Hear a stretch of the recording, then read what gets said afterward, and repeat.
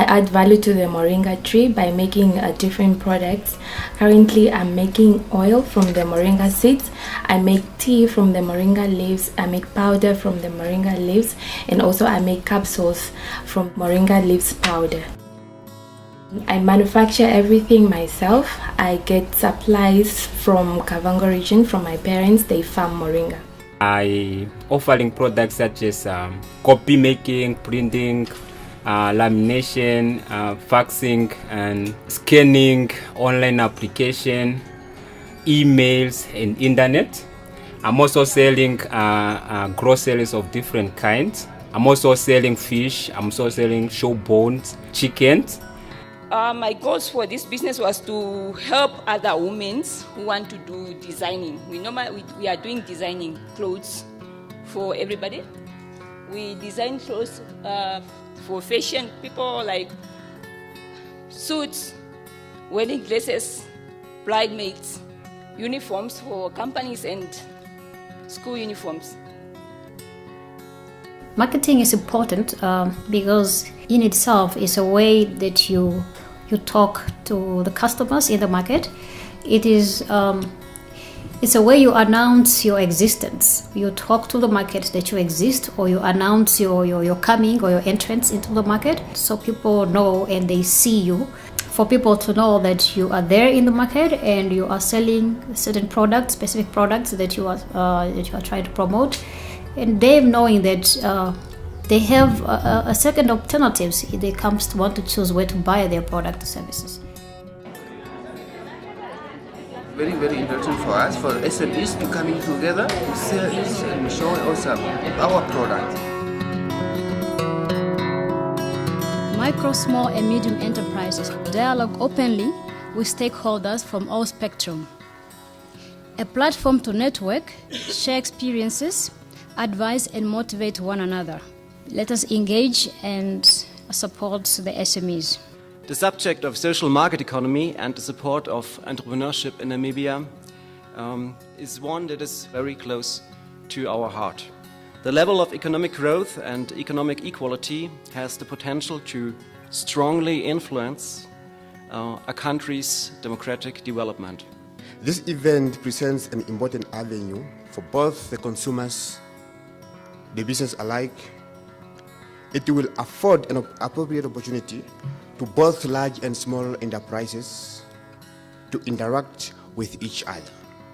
We will tackle the challenges facing us as a collective front and in the context of Vision 2030 and our Harambee Prosperity Plan economic priorities. It's a mark of self-empowerment by SMEs. I want you to work with our ministry to demonstrate that the building of sustainable enterprises and the achievement of decent work not only are inseparable, but are the recipe for ensuring social justice at work, creating employment, and building the prosperous Namibia that is our common vision. For MSMEs to be successful in their endeavors, they need to put up a marketing plan, which is different from a business plan.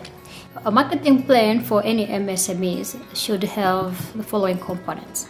One, it has got to have a target market.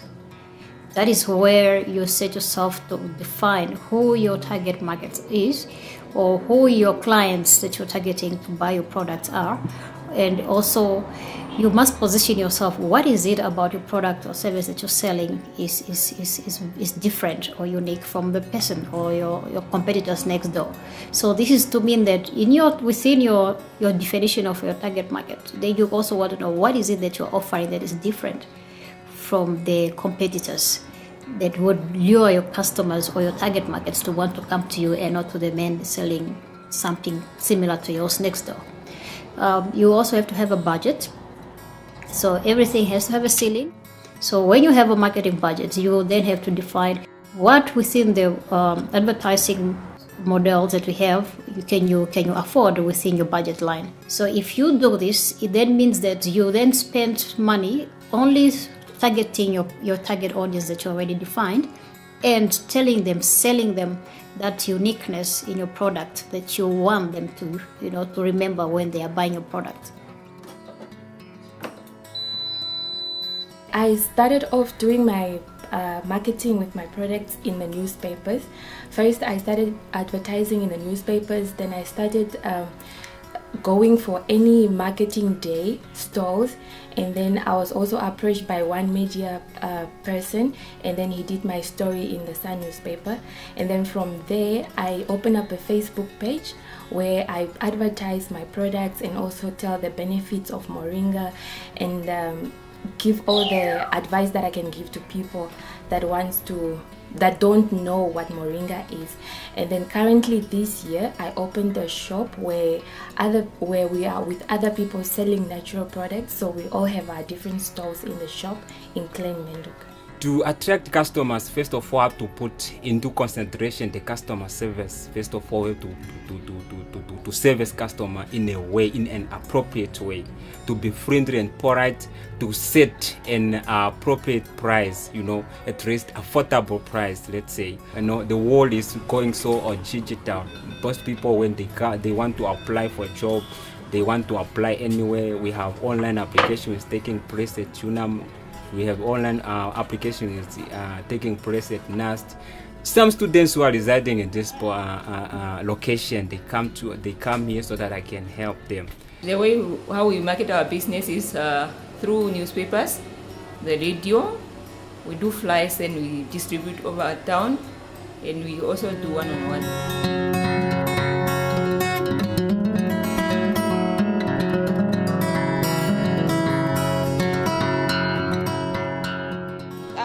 My own design, and I have a table there behind in case if you want to come check how we do it. You are welcome to come and get my contact number.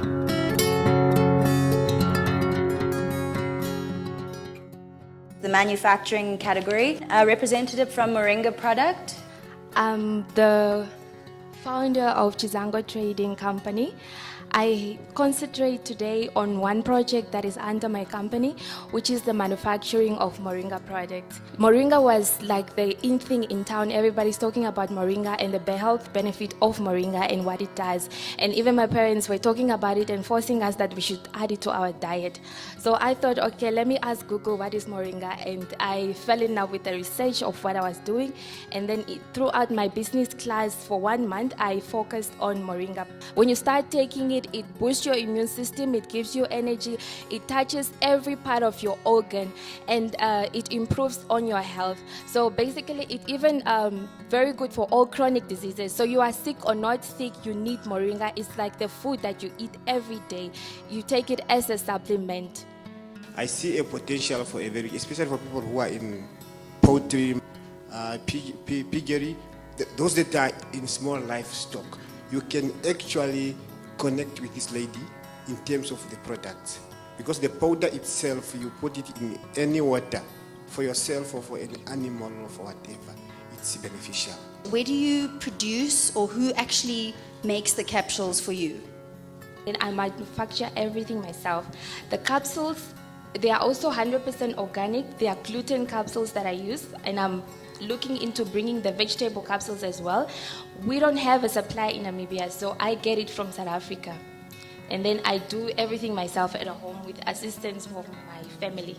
You mentioned side effects when taken too much. Can you elaborate that? Okay, what Moringa does, if you take more, because you find some customers that like so desperate, they want already improvements in them and they'll take more. So the only side effect it gives you is diarrhea. But at the same time also, that's why you tell customers just take a teaspoon per day. If it's capsules 2 to 6, that's it. If it's seeds, maybe 6 a day. But also you can take the same amount, but it will still give you diarrhea just because it works with your digestive system. It's cleaning something out of you. What will you do potentially in the future to address quality control in terms of your professional, whoever the experts are managing these type of things? I tried to get NSI to be involved in. I asked them and then they told me no, since Moringa is a herb, they cannot do that. So where we're standing in Namibia, we don't have a testing lab for that. And the only market I can do is in South Africa, and it will cost me more to do that. We're moving on to the retail industry, and we're going to be hearing from the representative from France Printing Township.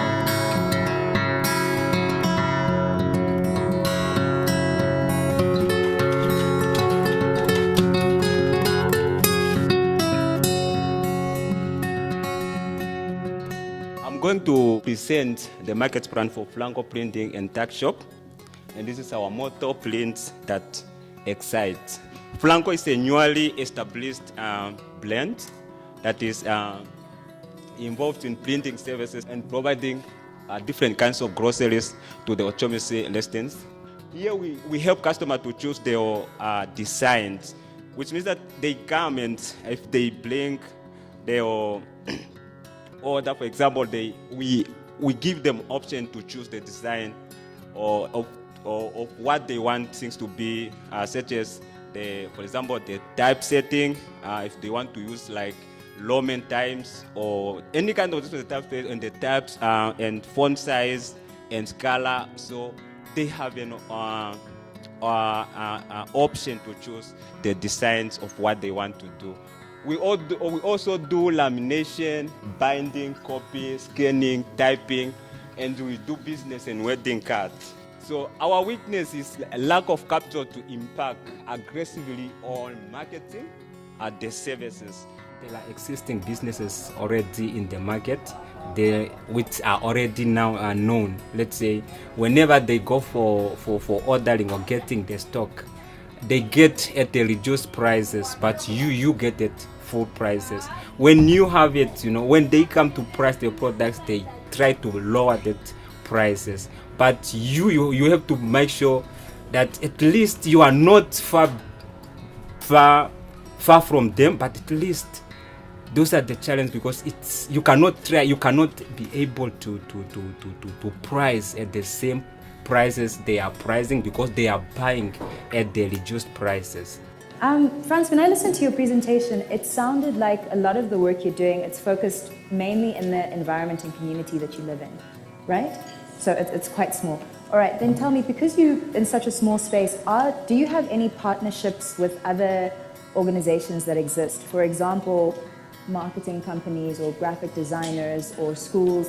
And the reason I ask this is because with printing, things can often go wrong with printing, like things are not sized correctly, the colors are not done correctly, and that can be very costly to an individual who lives in this type of environment, or it can be very costly to you and your business if there's a lot of mistakes happening. So do you have any of those type of partnerships? Yes, we do have partnership. We have a partnership with exclusive. Yeah. When, for example, like when they're going, like for example, when the task becomes so much, I have to send some customer to my counterpart so that they can do some parts of the work. No, that's fine. I mean, that's an opportunity that everyone can kind of ask themselves. When you're working in a specialized kind of industry where there are lots of mistakes happening, there's nothing worse that happens when you go to you want to get a service and then people are like, oh no, that happens all the time. Well, if it happens all the time, why haven't you rectified it systemically? Right? So with something like printing, to always look for opportunities to decrease your costs, okay, structural costs. Then my other question is, you said that you target specifically children and the youth. And my question is, why do you choose to target children and the youth? Do they have enough money to support what you're working on right now into the long term, and also your vision for 2020? Yeah, as I said, it's economical active youth. When we're looking about economical active youth, we say those people are in set for job, for example. But nowadays, if you go, for example, companies like MTC, Seat of Windhoek, they require you to submit your resume or CV on their website or on their portal. So, due to that fact, some people, they have difficulties. For example, they don't know how to use computer, for example. Sometimes they don't have internet connection. My follow-on question is, with the world going digital, as you mentioned, and with one of your key threats being that people can now print things on their own, and with computers and laptops and all that becoming kind of cheaper, how do you plan to keep your business sustainable past, so 2020 is in 3 years, so past 3 years, in 5 years, 10 years time, how is your business going to look? Because we have to try to adapt to the changing environment, to the changing society. That's what we can do. So whatever it comes, we have to change. Elan Investments for fashion and beauty. I'm Lempi Ipinge. I'm the founder of Elan Investment. We do designing clothes like these ones, as you can see from the background. We design dresses for bridesmaids and suits for men and ladies, uniform for schools, and everybody. We cater for everybody. Companies, uniforms, that's what we do. Presentation outlines, our view of the business and our designs, market, solutions, SWOT analysis, and custom-based. Elan Investment was registered in 2014 with the Ministry of Trade and Industry, but we, for some researches and some get up our information for operations, we start in 2015. These are some of our designs that we normally design, but what we will have our unique system that we are using. Our materials are very quality. Then we have also people who are qualified for. I have 3 employees graduated from NIMT. They are doing the job. Our shops is in Kings and Queens Salon. My main aim here is just, I would like to train more people. Like I already did for other people who are students who are coming to do internship to our company. We want to train more for young people, not only women, also men who want to join us in this industry.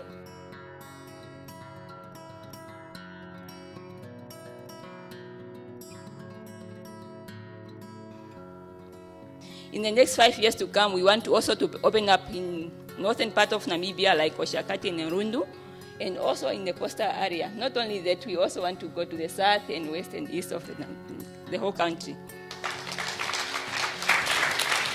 Thank you very much. Okay, I can see a hand immediately. Can we get the mic to the back there? Got a question? So you said you source a lot of your materials from abroad. Given the current economic downturn in both South Africa and Namibia, I'd say your business is highly exposed to exchange rate volatility. Do you, in the future, perhaps, are you looking at sourcing from Namibian manufacturers as well of your fabrics?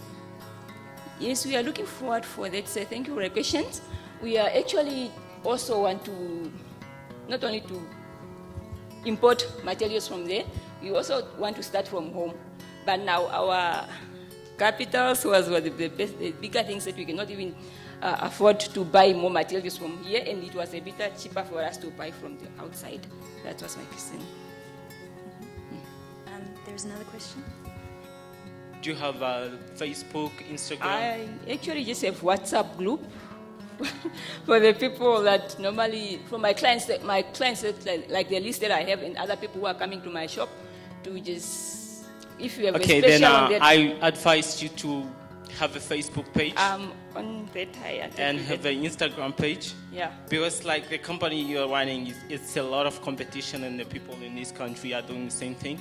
Okay. And one thing, if you go to Facebook, I will also advise you to start running Facebook ads and Instagram ads.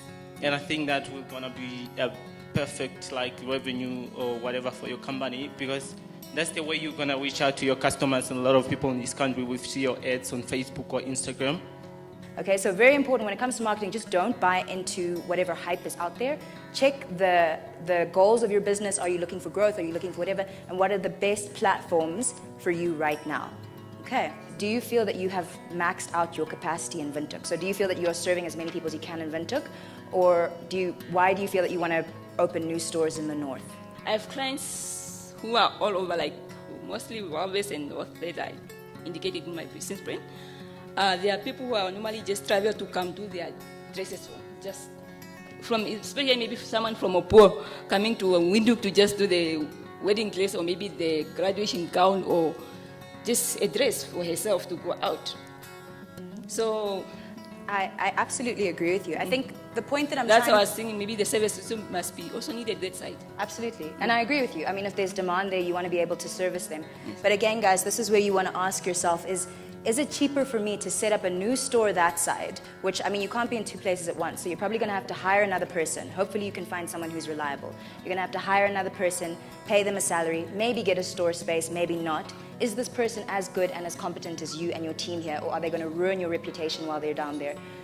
I would like just to tell the audience that I'm dressing my own design, and I have a table there behind in case if you want to come check how we do it.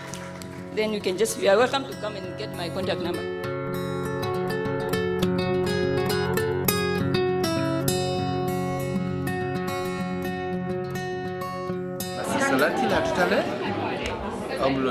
All the way from Oshana region in Ushakati. A very warm welcome to everybody else present. My name is Otto Pelham, and I have presented this presentation for you guys. It's actually a business founded by my father. His name is Salatiel Hatutale, who is also an award-winning as best manufacturing business at the Copper Festival. I'm going to start with the introduction. It was founded in Oshakati by Salatiel Hatutale in 2009. That is a picture of some of the products that we offer that I've also come on front with. Example, this belt is made from buffalo, as you can see, from two types of leather products, which is the cow and also the buffalo. And they come in different sizes for both genders, and they're also available up front. The next one, as you can see, is a picture of sandals. Those specific ones are called Come to Jesus for some odd reason. And we also offer those for both genders, and then providing reasonable and affordable prices to our customers as well. Well, clothing, as we all know, it is a human need. And then it's never going to go out of fashion. That's definitely something I can assure you. So in 5, 10, 15, 20 years' time, what is your organization going to be doing? And in particular, corporate social responsibility was something that was up on the wall. So could you elaborate in terms of what that would look like, and what your training looks like now, and what it's going to look like in the future? On the future vision for our company, my dad specifically would like to start a manufacturing business to start making school uniform shoes, because he's always been complaining as to how I always come back with open shoes from playing from the little puddles of water. Mm-hmm. So he would like to invest in actual school uniform shoes for Namibia in the near future. Right. As for the training, it's actually already there. We've trained so far 10 people, 10 individuals that are well off on their own. They've either started a little something, they're either repairing their other customers' shoes and stuff like that. Mm-hmm. And with regards to the training, how would someone go about enlisting in this type of training? It's actually free. It's just a matter of us training the right people and getting the right people set on board. And then once this idea of manufacturing school uniform shoes is ready, then they can also just partake in that as well. So have you thought about taking your business online? So a lot of clothing manufacturers are taking their businesses online to get better margins and a larger audience. Yeah, we have, and we actually using, for now, we actually are just using Facebook as a platform to advertise and stuff. Mine is just a small thing. I just wanted to know your policy on guarantee and refunds. Okay, we do this. If you buy a pair of shoes, let me say tennis, and then you don't find them, let me say, you find some faulty into it, you can bring it in within at least 2 weeks, and then we can repair that for you for free. I want to bring the concept that I saw very much strong in the Japanese economy. What I want to bring across the discussion today is, let's save our ideas by making sure that our kids are involved in what we are doing. So Namibia College of Technology and Vocational Training is a training center that is located at Leonard Awala Street at the Independence Arena in ELF 1901 at Independence Arena, Windhoek Multipurpose Youth Resource Center. As I have said, my name is Emmanuel Normandy, and I'm the founding member and also the executive director of the institution. We have seen that there is a need for vocational skills in the country, which I understand everyone will agree with me. Also, we want to develop or to contribute to the development of agriculture in Namibia, and we also want to contribute to the skill development in food production and also in farming. We also have applied for registration at Namibia Training Authority and also for NQA. So this will allow our students to get accredited certificate. We also have established partnership in farming industry for attachments, for practicals, and also for job-related activities. When someone decides to interact with your brand or not, they are obviously going to be evaluating your offerings value. Yeah, thank you for the question anyways. Anyway, currently we stand on the income that are coming from students. So what interventions do you have in place for people who don't have that level of income? And what's more, how do you go about sourcing the people who are going to fill your program? So you said grade 10s and grade 12s, but how do you find the right type of people who will be able to sustain your business? Yes, it's a very good and challenging question. Anyway, so what we do is we actually make it available to everyone. Okay. Application form are available. We actually ask for any young person to apply. Anyway, when it comes to finances, now is where we have challenges. Not everyone can able to afford this and that. But what we have done in the past, we have some institutions that came in to fund some students. Right, but that's something that's going to be coming in the future, right? Yeah, okay. Yes. That is something you'd want to articulate because a large portion of that community that would be relevant. How would you differentiate your offering? So how is your offering very different from the other vocational trainings that are there? Yes, you have a team of specialists and everything, but that's kind of standard practice if you have vocational training. You have a team of specialists. You are partnered with certain people. So there's two parts to this question is, what makes deciding to do vocational training with your firm in particular so special is the first part. And the second part is, how are you going to ensure that the people who sign up for vocational training with your firm actually complete the trainings? So with regards to these type of things, there's often a huge dropout rate. So how is your brand or your business in particular going to handhold them through the process to completion where they will actually generate the benefits of which you speak? Thank you for the question. We are registered as CC, not specifically for training.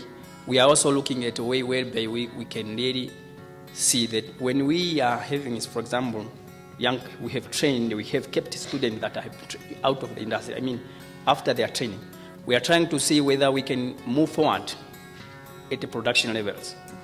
Because, agriculture is not really well taken care in the country. That's where we want to fit in. ABBS is currently having 4 employees, the one working in reception, and 3 facilitators. ABBS Information Technology Services is a company that has registered with the Ministry of Trade and Industry. And the business is currently situated in Ombedi, informal settlement. And the business itself is actually a digital learning center that offers training courses and other services such as printing services, internet services, sale and supply of electronic devices, computer, and cell phone repairs. Since we started with our digital centers, we helped many people, and we started March, whereby we trained so far 8 people. Okay, the benefits, we train people so that they will be able to set up their own business or maybe in future to work for themselves. Recommendation, ABBS is looking forward once it gets enough funds to improve on the digital learning center to upgrade it and make it bigger enough, because now it only has 1 class which accommodates only 25 learners at a time. So how do you help them so that you know that every month there's a certain degree of predictability? They know that at the end of this month they'll be able to generate $1,000, $2,000, $3,000 from their work. Is that something that you teach? Yeah, I just give training. I just teach them. You just give them training. Yeah, but Okay. with the knowledge that they gain, they can make use of it. They're and able then- to go out and yes. expand their knowledge. So if students are coming to study with you, how do you ensure that your services are based at the market level of technology and that those people will gonna go out there and get jobs which are related to the market? We are highly qualified. I'm having people that are qualified in teaching, and we will stand out in a such way that we would like to introduce these centers countrywide, more especially in rural areas and informal settlements, whereby we bring service to people. By then, because we don't want to employ too many people to go there, we will just interact with those people via video conferencing, which is teleclasses education. My name is Emilia Imene, the CEO of Imene Team Building. We offer services that are developing for all age groups and all stakeholders in the industry. Our team is being headed by the CEO, which is myself. We have 2 facilitators and 1 administration officer and a personal assistant. Companies are not investing in them. That became a driving force for me to create a business that offers team building services, management retreats, leadership development, transformation camps, as well as social events. Activities that we have at Imene Team Building help the different organizations or the different teams to work together and build trust within their organization for the benefit of themselves, and not only themselves but the organization, and developing the country for Vision 2030. And we create life-changing moments just where you have to put your phone down, catch up with the family, catch up with your friends, sit around bonfires at some of our events. We are not seasonal based. We are functioning throughout the whole year, as certain activities have to occur throughout the whole year. Most companies are not aware of Imene Team Building, and we are currently having a threat of customer loyalty. If I was serviced best by a certain company, I would want to continue with them without trying out new customers or trying out new service providers. So with regards to the training that you offer, team building training, right now the country is going through a slowdown, a bit of a contraction. Can you tell us a little bit about how and why people would want to invest in something like team building at a time like this? So how does it impact someone's bottom line, their finances at the end of the day? This is more of a wellness service that we offer for employees. Having employees that work for you tirelessly years after years without being motivated, without feeling the need, or without getting the team spirit in a company, it rather reduces the productivity that they're busy with. I saw your SWOT analysis, and there is something that you mentioned that you've got a racial disadvantage. Can you just elaborate on that? Thank you for the question. In the industry where we are in currently, there is a monopoly when it comes to team building, and the companies that are offering them in Namibia are those that are those that are racially privileged. Most of the interviews, most of the presentations we've been at, it was not based on competency, but because of racial advantage. Do you study this whole environment, understand why, things are not working, or what goes on before the session, the motivation session? Thank you for the question. When we approach our clients and when they accept our services, we work with management to align what challenges they are currently facing, what is not going right within their company, and where they need help with. When we design our activities, we design them according to what they need. For example, if a department lacks trust and there is no teamwork, we design our activities that are mostly going to concentrate on building trust and building teamwork within the organization. Is you might have the expectation that you want to be trained by the people within your firm, but it's very important to realize nowadays that we live in an economy of experts. Okay, and so while some people may be great in terms of getting organizational kind of activities, they might not be great in facilitating the kind of activities that she was talking about, team building, trust building. And what's more, you might need to be in context where you are relating to someone outside of the capacity of they're the manager and I'm the employee, and that's what organizations like this facilitate. This is my mother. Name is Maria Kluter. She's 73 years old, and she's the one who's running the business while I'm not at home. The background of Mocha Sakal is, it means I'm so tired of struggling. The home shop was started in 2010, selling only chops and fat cakes. I used special ingredients from my granny who passed away to give a different flavor, and while using very, very small oil. Because oil makes sick. Products offered are fat cakes and hot chops, portion chops. What makes it different from other fat cakes? It's finger licking. It's having a finger licking taste. Products are fresh and attract loyal customers. What's next? I'm planning to open up more home shops in other locations and delivering it to office people by bringing my fat cakes to your companies, and to open up small restaurants, mini shops where I can give you service with my fat cakes and chips. We are still struggling. The name says it all. But that's my dream, to have more shops.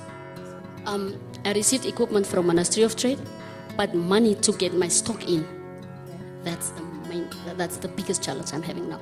Why can you not get your stock in? Sorry? Why are you not getting your stock in? Because there's financially very low. My question is a patenting question, because KFC is the recipe for KFC is patented. Now, how you wanna grow? What are you doing to make sure that all her recipes are preserved? Soos hy al gesê het, né? Is ek die ma van haar. Ek bly by die huis. Ons het met die besigheid. Sy het eintlik begin. Toe sy nou begin werk het ek die besigheid oorgeneem. En dit was vir my baie moeilik, die geldsakke. Daar was daai wat ons net 3 aardappeltjies loop gekoop het en met daarmee besigheid gevoer het. Die vetcake en chips panies, die chips daar ingesit, die vetcake met die chips. En as dit porsie is, het ons daai R10 se aardappeltjies gekoop en wat help dit dan het hy R10 weer uitgegaan. Maar hou goeie moed, ek het die wêreld oorwen. Dis hoekom laat ek aanhou. Sy wil gelos, nee my ma, ek wil die besigheid los, toe sê ek sal voortgaan. Dis hoekom laat ons tot nou staan. En ek is trots op haar. Dankie.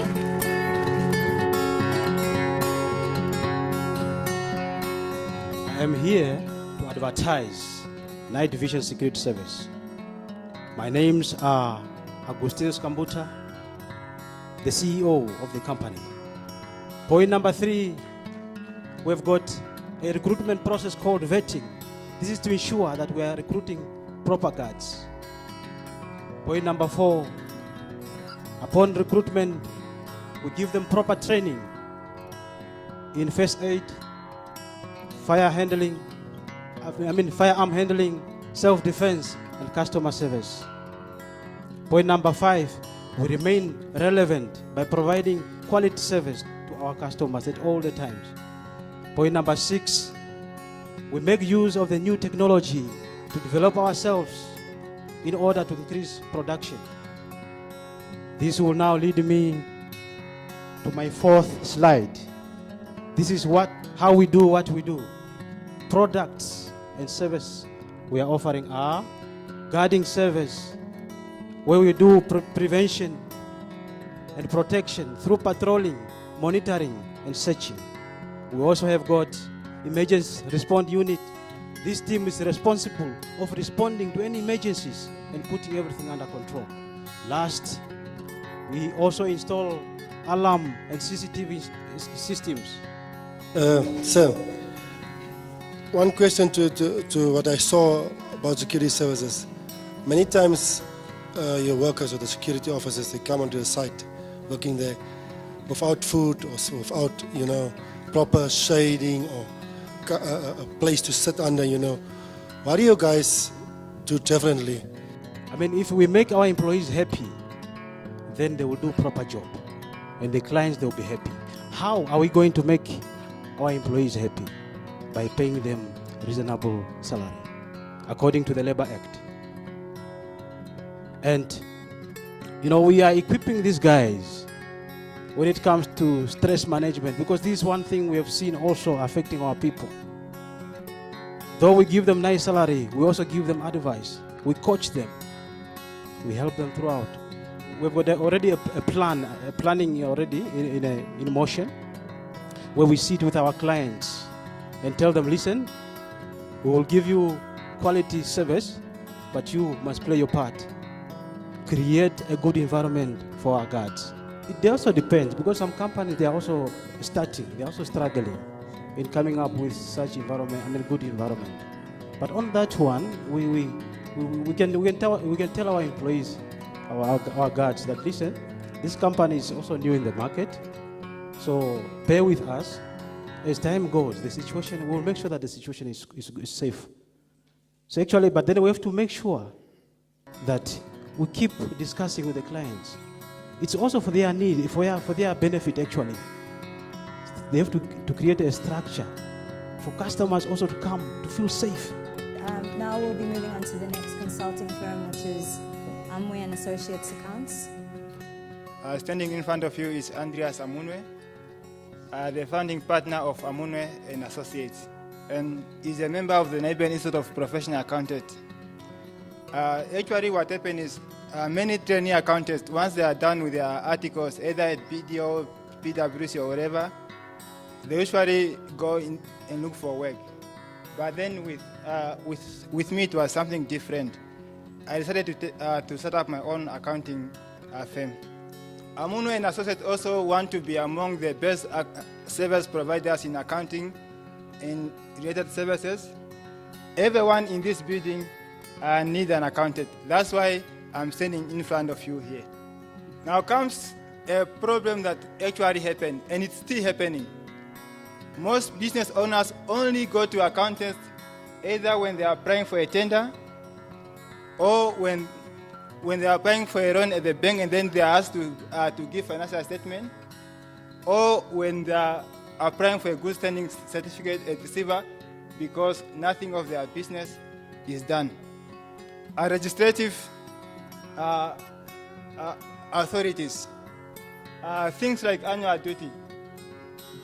Most of the cross corporations are not submitting annual duties each and every year, meaning by law, if you skip it, you are no more in business. Our trade can deregister your business. You need to make day-to-day decisions. Some things happen, so you have to keep track of your of the financial transaction.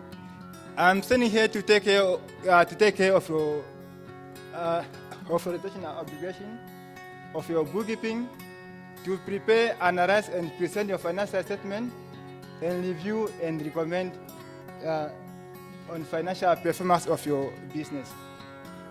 Our ideal customers are the cross corporations and those ones that are in the sole professions, in the sole business. Right, so not SMEs. Actually, oh, sorry, you said CCs. Yeah. So, in terms of size. When you talk of the CCs, most of them are small businesses, and that's why they are all individual, done by people. But then ourselves, we also have a focus on bigger companies. But then the CCs that are in the small and medium enterprise have been left out of that due to affordabilities. Yeah. Our employees go through a training. So once I employ somebody, he becomes a trainee accountant. Number one, must have a degree in accounting. So it's not just a person from the street. So they understand the whole accounting industry, and they go through a training from bookkeeping until the preparation of the financial statements, to say. You said a major portion of your business is tax. Are you aware of Tax Tim? It's an online do-it-yourself tax. Huh? Tim Tax. Oh, Tim Tax, yeah. Actually, I'm aware of it, and that is something that is done by PwC to service on their clients. But then, when it comes to accounting and tax, you must know your client in person because you have to understand their need. You have to understand them. But I'm aware of it. I just wanted to know, how do you price your services? And mostly people think that the accounting services is very expensive. It depends, because the accounting services is being charged on the volume of the work and on the volume of the work.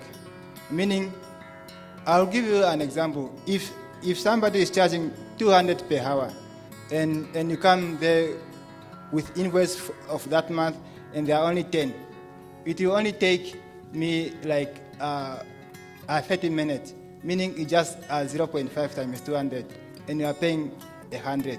So it depends on the volume of work. And next we will have the representative from Lexus Trading.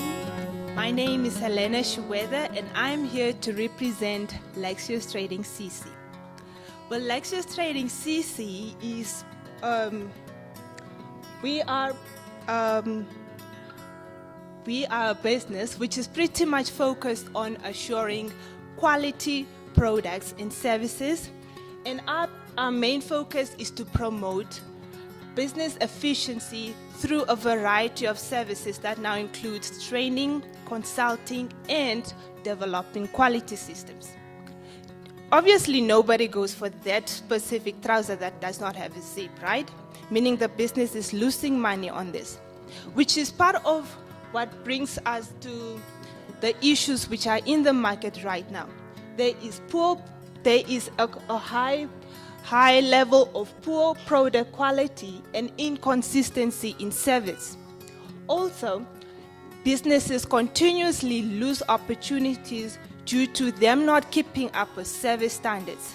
So what our solutions are, we have staff training, we have system developments, and finally we also have consulting services for management specifically. With the staff development, we have customer service training, which is in 3 distinct levels. There's basic customer service, which is pretty much to focus on building not only skills of customer service, but also the attitude of customer service. Then for the sake of safety in the workplace, we have first aid training and firefighting. We provide our services to ensure that we allow businesses to not only succeed, but then also reduce so much waste in the business. Can you give me an example of in customer service, what is it that you'd really give to my employees? Okay, to answer your first question about accreditation, at the moment we are not accredited, but then we're still looking forward to solving this part of the accreditation process. We make sure that we equip staff with the knowledge about the customer service standards. And apart from the standards of customer service, which vary depending on the industry, of course, because I cannot want to compare the customer service standard of a restaurant to that of construction company. But then there's still some standards which are somehow more familiar.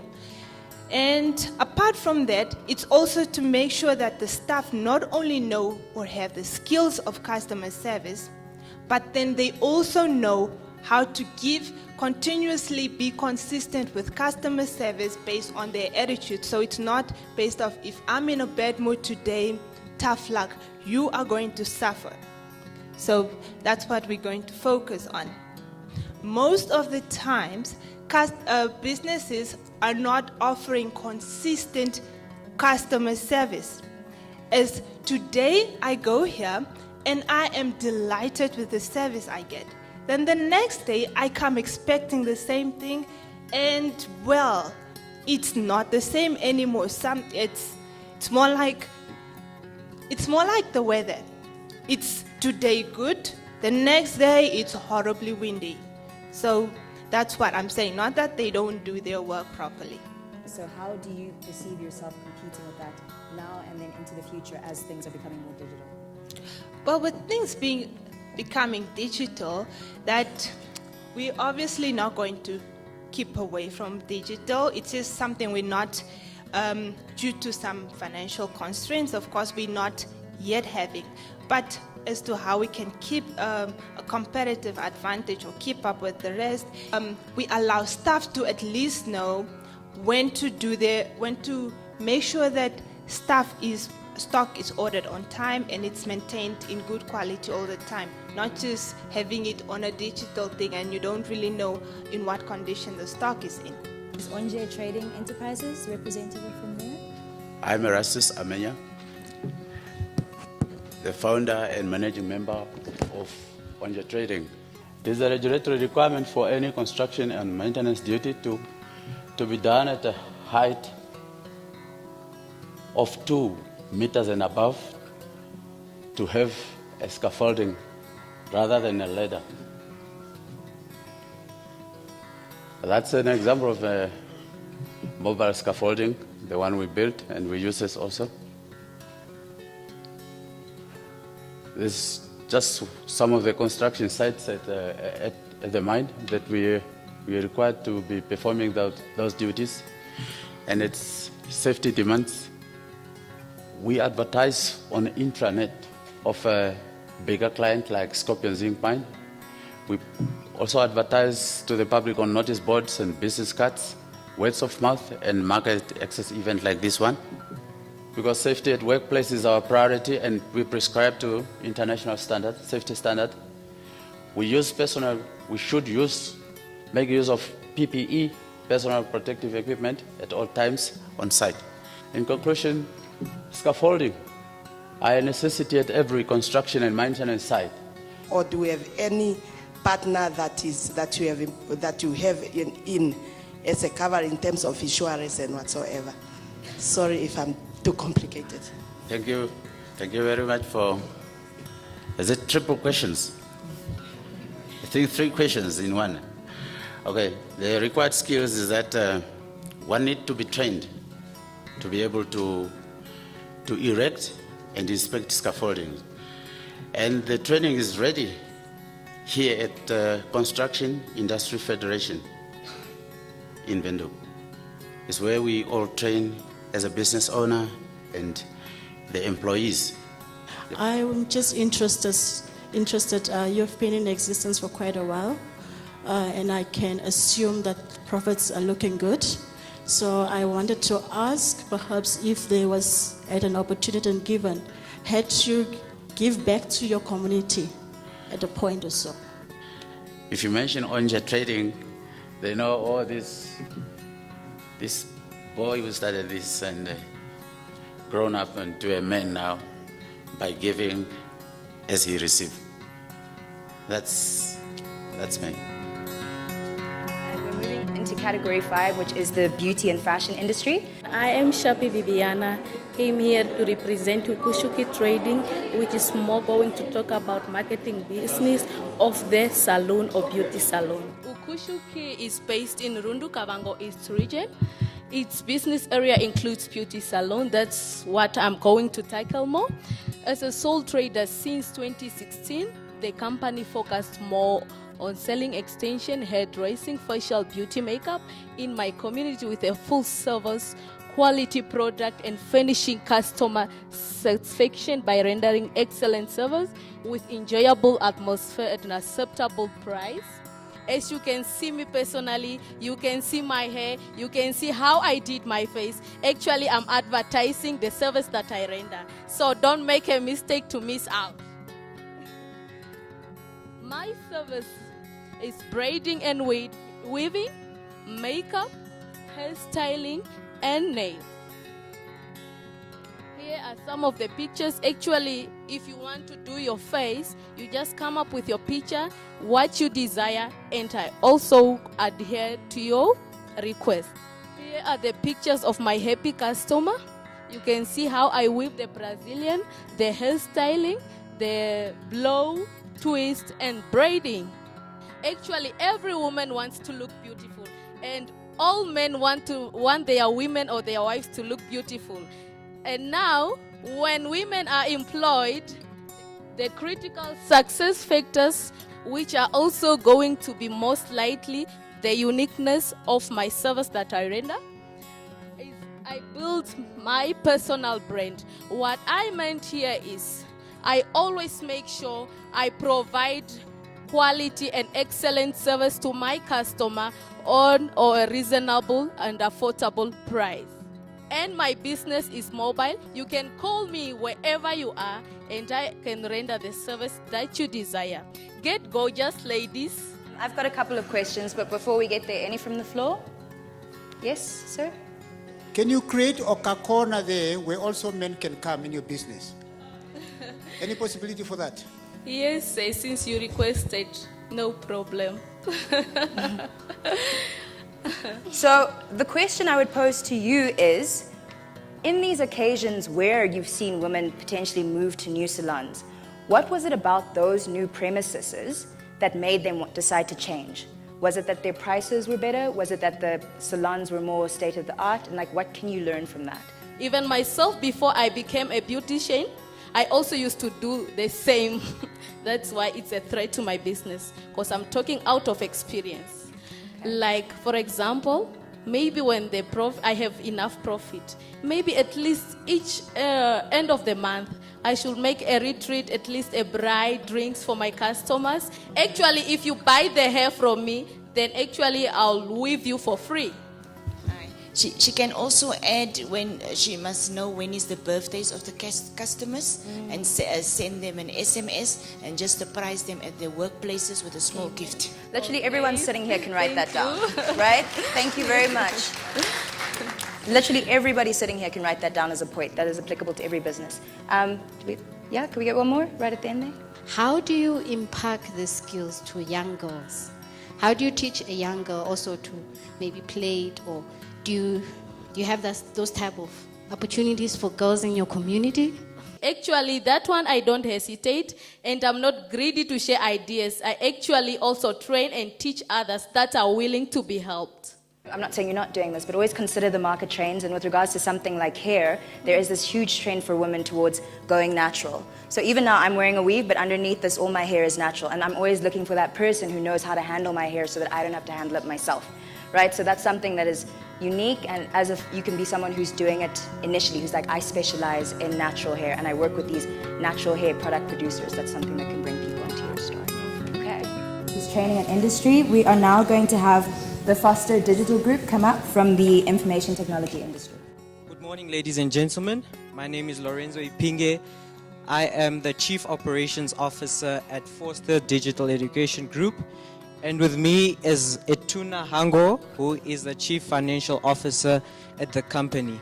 Foster Digital Education Group was a company that was established in 2016, and it comprises of 5 members, and our primary focus is on creating a digital educational platform, at the same time also creating a career services platform.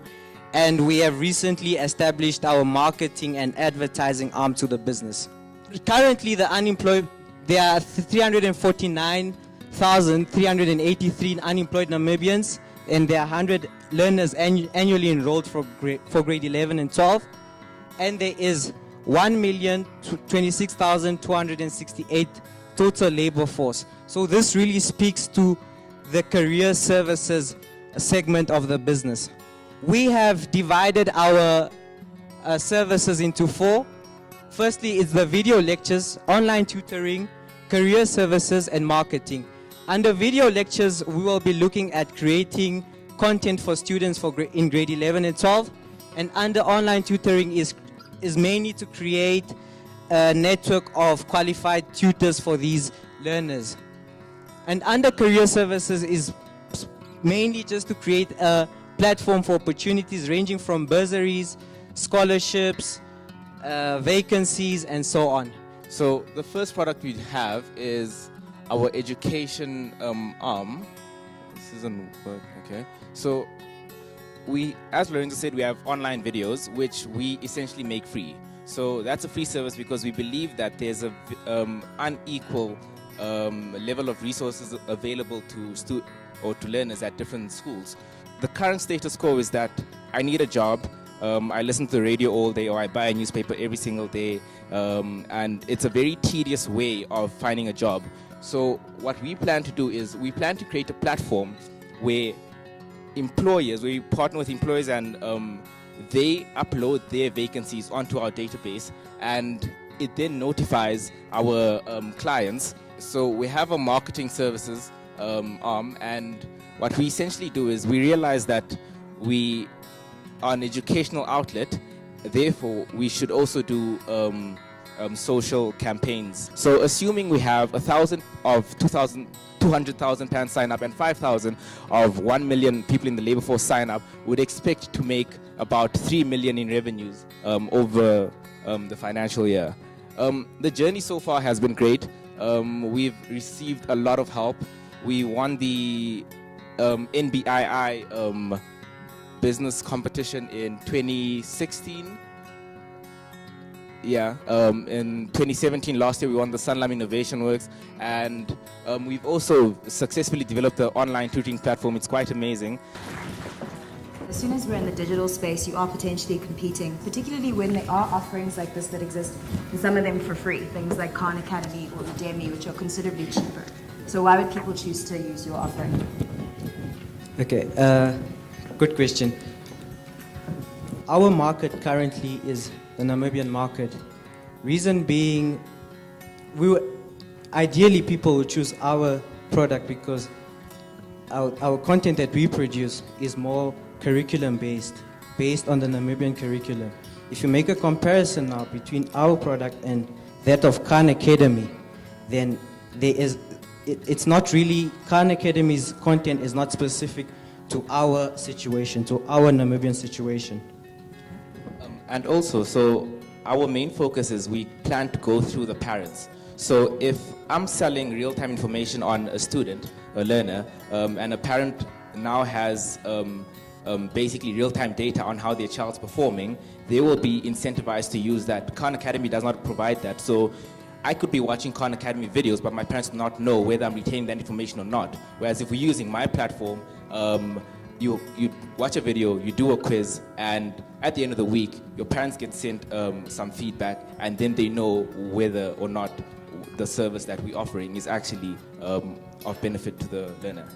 Because there's two important components here, which is, again, who you'll be targeting is how will they be able to access the feedback, or all the people who you're working with have access to email/SMS or whatever it is that you're going to be giving the feedback, and then how do you loop back and kind of make sure that you're acting on the feedback kind of thing. And what's more is how do we ensure that parents actually take action on the feedback? Okay, so in the beginning, it's going to be a very trial and error kind of thing because we're going to be making recommendations that we feel might work. And because we're an online platform, we'll have historical data till the end of time. So as we make recommendations, we will then further be able to improve our recommendations based on old recommendations, sort of a positive feedback loop. Secondly, how parents will get the information, ideally through email, or they could have their own account on our website. The website is still, it's about 70% developed, so we're still making a couple of changes. We had to put things on hold because of financial constraints.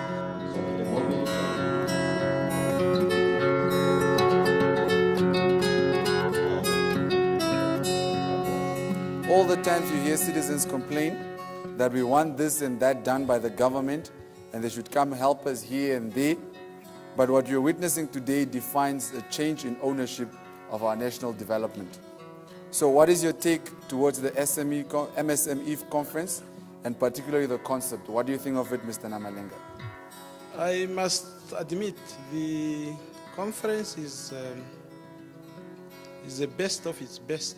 I have seen the organization and I have seen the presentation done by young people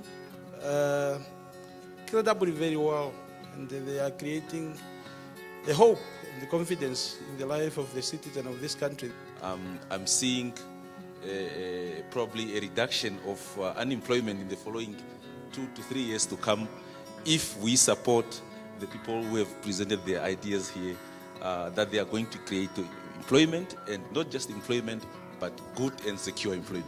In terms of social security, one of the funds that we have is a maternity, sick and death benefit fund. So at the moment we are able to assist businesses that are looking for anything from 150 $100,000 Namibian dollars upwards. Obviously, we are not assisting the micro businesses, but we do play a role in assisting those ones who are in that market. So, in meaning, say Postfen, for instance, is a subsidiary of NamPost that assists the micro businesses. We do finance them, we do provide funding to them, and also other SME players. I understand that you're focusing on industrialization, but how do you become industrialized without taking the small player with? As I said, this is basically the role that Development Bank will be playing. Obviously, there was a need, and that is the reason why Development Bank was created. There was a need for us to say we need to support the development plans. And how do we do that? We should also create a bank that can assist those projects, that will assist us to achieve, say, Vision 2030. When we are talking about financial discipline, we do not only talk about discipline by carrying money, but we are also saying carrying out an activity that generates and ensure that we work, so that we create an impression that the man who is in the bank, when you go there with a story, he's able to take your story.